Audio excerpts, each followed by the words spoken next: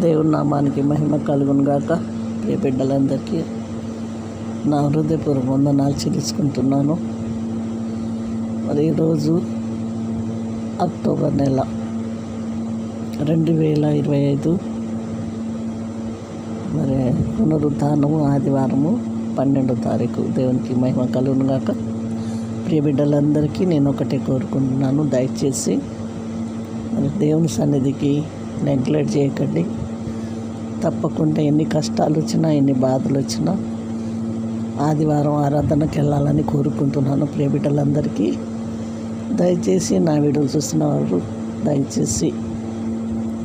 దయచేసి సబ్స్క్రైబ్ చేయండి, సబ్స్క్రైబ్ చేసుకోండి. సబ్స్క్రైబ్ చేయట్లేదు ఎందుకండి? దేవునికి మహిమ కలుగును గాక. వీడియోలు చూస్తున్నారు కానీ సబ్స్క్రైబ్ చేయట్లేరండి. దయచేసి లైక్ చేయండి, సబ్స్క్రైబ్ చేయండి ఖచ్చితంగా.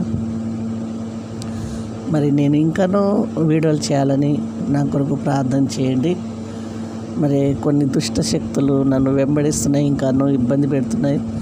దురాత్మ, దుష్టుడు, నన్ను అపవాది, మరి సాతానుడు నేను చేస్తున్న ప్రార్థనను ఓరవలేకవాడు నన్ను ఇంకా ఇబ్బంది పెడుతున్నాడు. అపవాది క్రియలు లయమయ్యేటట్టు నా కొరకు, నా కుటుంబం కొరకు ప్రార్థన చేయాలని కోరుకుంటూ మరి ఈరోజు మీ కొరకు నేను ప్రార్థన చేస్తున్నాను. నా కొరకు కూడా మీరు ప్రార్థన చేయాలని కోరుకుంటూ మరి తప్పకుండా లైక్ చేయండి, షేర్ చేయండి. ముఖ్యంగా తప్పకుండా నా వీడియోలు చూస్తున్న బిడ్డలందరికీ దేవుడు దీవించునుగాక. మీ ప్రతి అవసరాలు దేవుడు తీర్చునుగాక. క్రీస్తు నామములో తీర్చునుగాక. ఆమేన్. కాబట్టి మన దేవుడు గొప్పవాడు. సాతానుడు ఎన్ని కుప్పిగంతులు వేసినా నేను భయపడను, ఎందుకంటే మన దేవుడు గొప్పవాడు. అన్నిటికంటే పైనున్నాడు. ఆకాశములు మహాకాశములు పట్టజాలని దేవుడు మన దేవుడు. అపవాది ఎంత డ్యాన్సులు వేసినా కానీ వానికి అపవాదిని మన కాళ్ళ కింద చితక దొక్కే దేవుడు. దేవునికి మహిమ కలుగును గాక. అందుకనే అండి దేవుడు అన్నాడు, భయపడకుడి, నేను నీకు తోడై ఉన్నాను.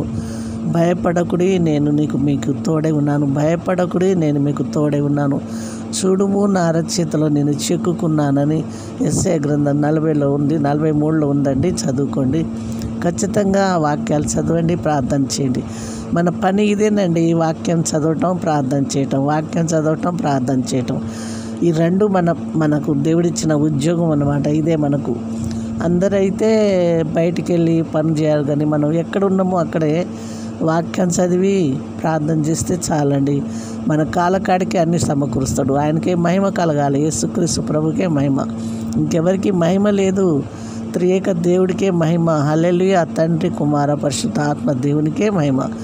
ఈ కొద్ది మాటలు దేవుడు దీవించును గాక. ఆమేన్. ఉంటానండి.